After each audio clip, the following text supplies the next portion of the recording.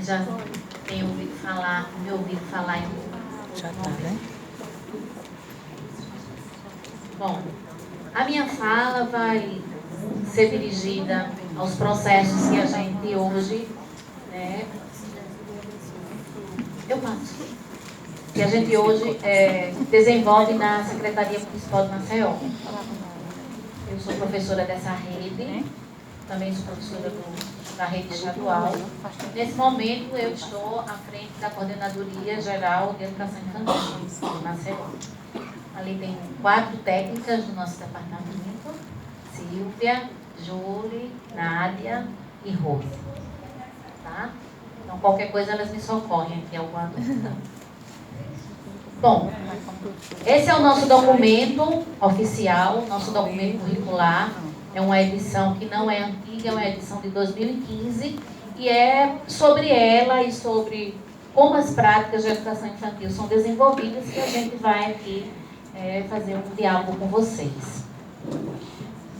Assim, de forma didática, só para a gente compreender um pouquinho dessa história de Maceió, eu vou trazer um pouquinho do que está sendo tramado, né, no sentido da trama mesmo, dos fios, da construção, como é que a gente vem, ao longo dessas 3 décadas, construindo essa história da educação infantil aqui na capital.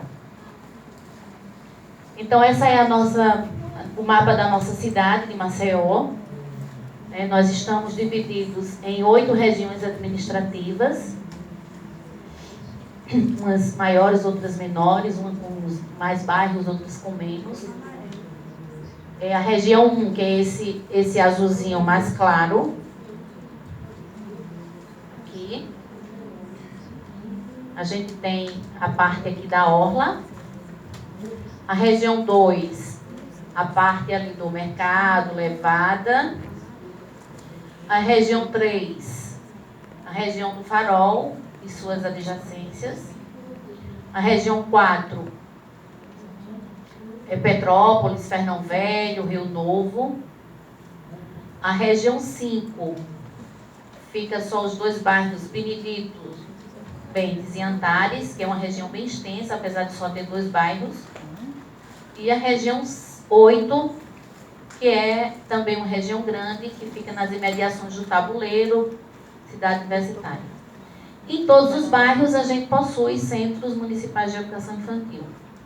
Algumas escolas também de ensino fundamental, que comportam salas de educação infantil e estão divididas dessa forma. Essa divisão de escolas, ela é baseada, ela foi instalada a partir do quantitativo de crianças em fase escolar de 0 a 5 anos. Então, nós temos na região 1 2 instituições, na região 2, 12, na 3, 4, na 4, 8, na 5, 3, na 6, 10, na 7, 16 e na 8, 3. Hoje a rede conta com 58 escolas e centros de educação infantil. Atendemos um pouquinho mais de 10% da nossa população nessa idade, segundo o censo de 2010, 8.402 crianças, CMEI 58, distribuídas em creches, só creches, e aqui a gente diz só creche, essas 3 escolas, elas só têm crianças de 0 a 3 anos. As creches e pré-escolas, crianças de 0 a 5 anos, são 44. E temos salas de pré-escola em escolas de ensino fundamental, em 11 escolas.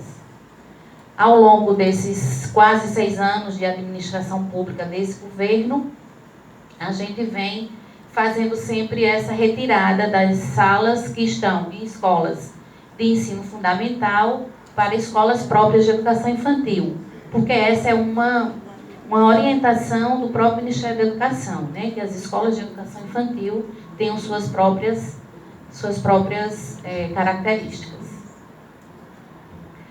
Construímos ao longo desses quase 5 anos 13 CMEs no padrão pró-infância. E aqui é um pouquinho da história de como se constituiu, de fato, esse departamento, né?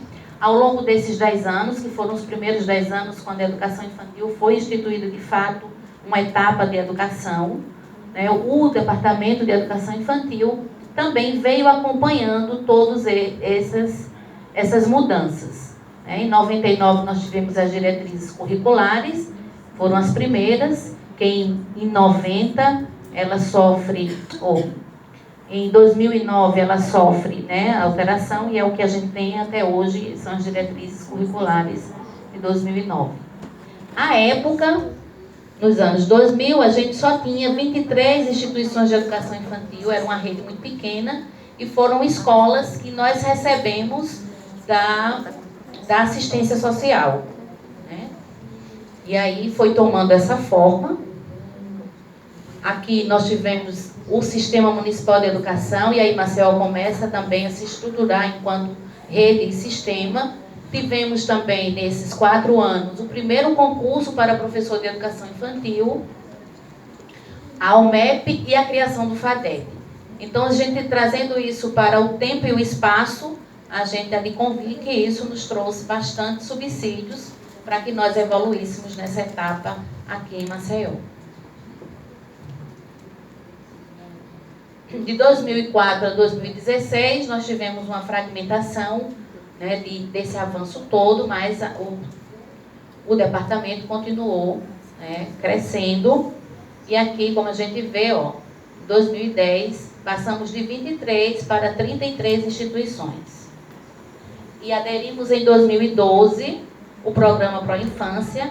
Eu não sei se todo mundo conhece, mas é a construção daqueles novos prédios, né? Alguns municípios já têm, a exemplo de Teotônio, né? Ali está a nossa colega, acho que foi um dos primeiros a serem construídos, né? Em Teotônio de Vilela.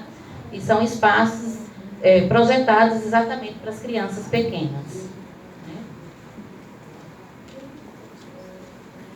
E aqui essa última década, e a gente tem mais um pouquinho de coisa já 2017, 2018, e a gente estabelece a partir daí, né, parcerias muito frutíferas para Maceió, a exemplo do projeto Brincada Volks, a exemplo do projeto Paraná Pra Cá do Instituto CIA, a exemplo da parceria e consultoria da universidade nos nossos trabalhos, e a parceria também do PNUD, MEC, que se encontra conosco até então. Então, em 2015, a gente lança essas orientações, que aí define de fato qual é a proposta de Maceió para a educação infantil, porque até então nós tínhamos uma proposta de 1994 que já não acompanhava mais essa evolução da etapa, e as nossas orientações, a partir da consultoria da universidade, ela veio trazer toda a definição de que traz as nossas diretrizes curriculares nacionais.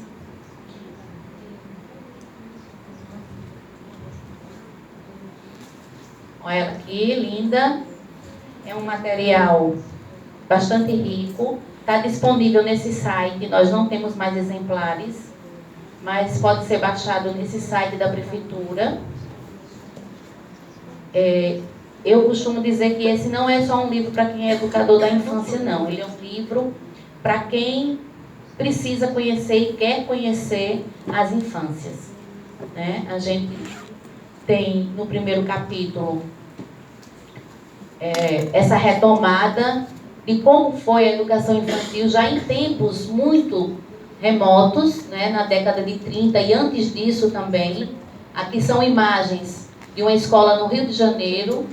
Essa professora é citada, a professora Alice Reis, e ela já organizava os espaços da educação infantil em cantos de interesse.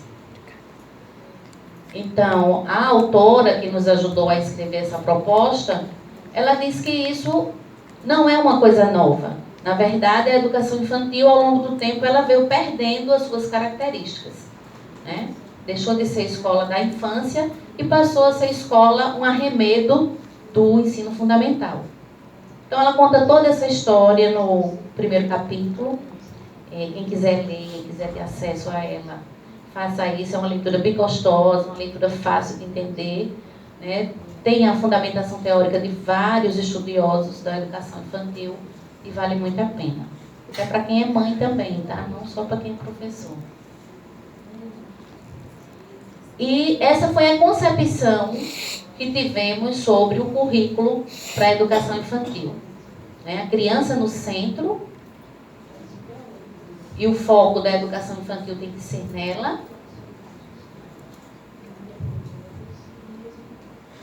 Os eixos do currículo ampliado, esse leque foi chamado, e esse desenho foi chamado de currículo, o desenho do currículo ampliado, né, a síntese dele, considerando espaço-tempo, relação adulto-criança, avaliação, documentação, relação família-comunidade, transição para o ensino fundamental.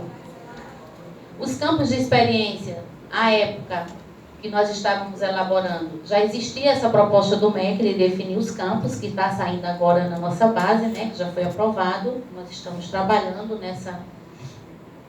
nesse estudo. E durante o ano, que eu não concluí, durante o ano de 2016, 2017, nós fizemos seminários de implantação desse currículo. Tivemos esse rapaz aqui conosco, né, fazendo formação com os nossos profissionais, professor Clériston. A temática dele foi espaço e tempo, né, e nós tivemos bastante momento de discussão, de visita às escolas, enfim, da implementação de fato.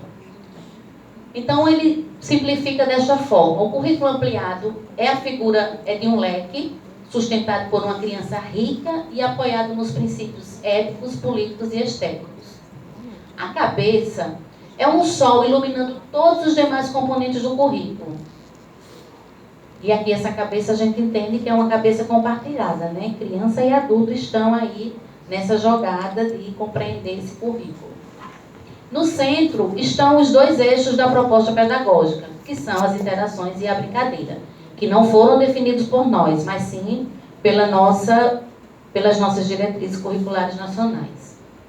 E isso se expande com os campos de experiência e abrigam as demais dimensões do currículo, que nós definimos essas seis dimensões: espaço, tempo, relação adulto-criança, avaliação e documentação, relação família, comunidade e transição para o ensino fundamental. Cada temática dessa, a gente passou mais ou menos 2 meses fazendo formação com os professores e com especialistas da universidade junto conosco. A ideia desse currículo é que a gente possa abrir esse leque, ampliar o olhar sobre a ação pedagógica, reconhecer a interconectividade de todas as dimensões, sem priorizar uma em detrimento da outra. Não antecipar apenas as atividades que estão relacionadas aos conteúdos das áreas eleitas. E aqui ela faz uma forte crítica aos semanários. Eu não sei se nas cidades onde vocês, não sei se é todo mundo de Maceió, se usa semanário. Então, o semanário tem aquela ideia da grade, onde a gente ali elenca disciplinas, né, áreas de conhecimento, e ela faz exatamente um contraponto à utilização desses semanários, que já vem com atividades propostas só pelo professor, atividades que são iguais para todos. Isso provoca espera do tempo. Haja visto algumas atividades que a gente já observou, já participou, né? Vamos pintar a mãozinha, vem um de cada vez, bota a mãozinha ali, né? Vai lá no papel. E isso demora, e aí a sala pode, né, virar aquele pandemônio de gente, de menino, sem conseguir esperar a sua vez, né? Então, ela faz uma crítica também a isso. Os momentos destinados para as atividades iniciadas pela criança são ausentes no semanário. A brincadeira é reduzida ao recreio ou intervalo e não contempla a presença do professor. Geralmente, esses momentos são terceirizados, né, para os profissionais de apoio. A sequência temporal não apresenta equilíbrio entre momentos de pequenos grupos e grandes grupos, e há predominância das atividades voltadas para a leitura e escrita em detrimento das linguagens expressivas. Como dizia Lores Malaguças, a criança tem 100 linguagens, né? E a gente está muito focada na linguagem escrita e matemática, e muitas vezes não prioriza as outras áreas de expansão dessas crianças. Aqui está uma charge de Tonucci, e ele faz, né, exemplifica como é as atividades que nós fazemos ao longo do tempo. Amanhã cada um vai trazer um prendedor de roupa.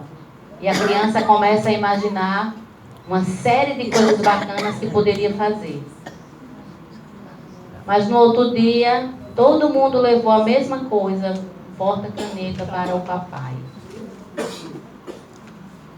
Era bem assim, não era? Hoje não é mais, tenho certeza. E agora, como diz, toda boa obra da educação infantil tem que ter imagem, né? E aí eu trago aqui umas imagens que retratam, de fato, o currículo e as atividades que nós desenvolvemos nos nossos CMEIs. Então, cessem as palavras e falem as obras, de Santo Antônio de Pádua, em homenagem ao São João. Olha aqui que coisa linda. Essa criança é nossa, viu? Não é dos Estados Unidos, não. Esse é um CMEI nosso, né? E como diz lá, a proposta do currículo é que a gente conceba essa criança como uma criança sujeito de direitos, rica e potente, que adquire paulatinamente uma compreensão sobre si mesma e o mundo que a rodeia, ao interagir com as coisas e as pessoas, que se dá especialmente por meio da atividade lúdica e que constrói a cultura infantil nas interações que estabelece com os outros. E isso está ligado aos princípios, né? Ao princípio estético, ao princípio ético da autonomia, né? Que a gente diz lá, a criança está sustentada pelos três, o currículo está sustentado por 3 princípios, éticos, estéticos e políticos. Então isso aqui é um princípio ético, né? Compreender que a criança ela é potente e ela pode desenvolver sua autonomia através de uma atividade lúdica. No entanto, a aprendizagem não vem de fora, tampouco depende somente da ação direta do professor. Como seres sociais, nossas aprendizagens se efetivam nas trocas interpessoais que realizam no aqui, no espaço e no agora. Por isso, nossa proposta também reforça muito a questão da organização do ambiente, né, da disponibilização de materiais que elas possam desenvolver a sua capacidade criativa. A gente sabe que num ambiente desse, a gente que foi criança, pelo menos eu fui uma criança criada num ambiente de 3 minutos, num ambiente de, assim, livre, de rua, né? Porque eu morava no interior, minha casa tinha quintal, então tudo isso se transforma em várias coisas, né? O que é uma panela vira um chapéu, enfim. Então, essa organização do ambiente é importante que a gente esteja preocupado com ela. Que é outro ambiente também, né, organizado para que a criança possa usar a sua imaginação. Esse material, gente, é todo criado com papelão, tá? Aqui, ó, uma pia. Eu acho que aqui foi, aqui não deve ser papelão, não. Deve ter sido agora não sei, um micro-ondas antigo de alguém que quebrou e levaram para lá, né? Essa atividade aqui chama-se chá literário, é de um CMEI nosso. E as crianças têm acesso, ó, a xícaras de porcelana e eles passam a manhã tomando chá e fazendo uma boa leitura. E esse chá também ele foi inspirado no chá do Chapeleiro Maluco, da Alice no País das Maravilhas, né? A professora contou a história e eles ficaram encantados com essa história do chá e assim foi reproduzido lá o chá literário. Olha aqui esse ambiente novamente, a reprodução de uma cozinha, né?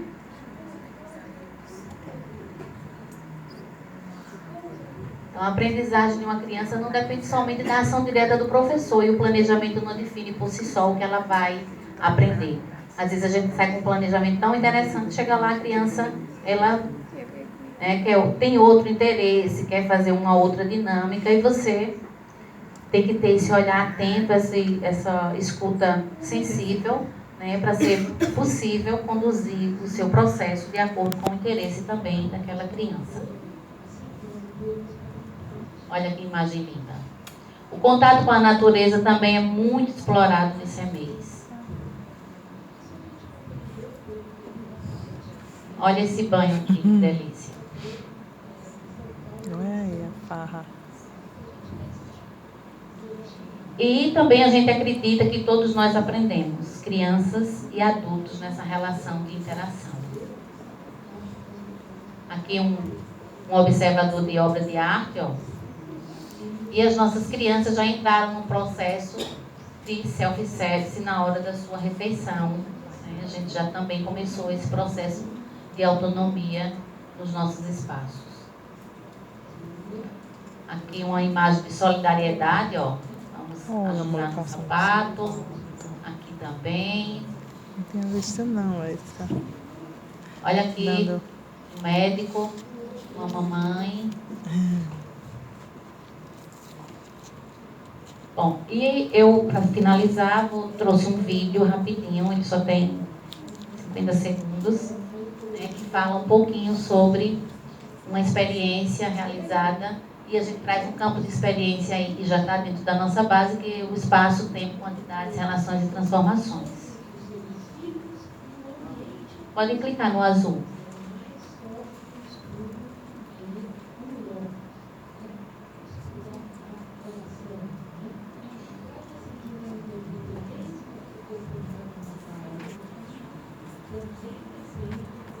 O nosso título é esse, né? Amar, interagir.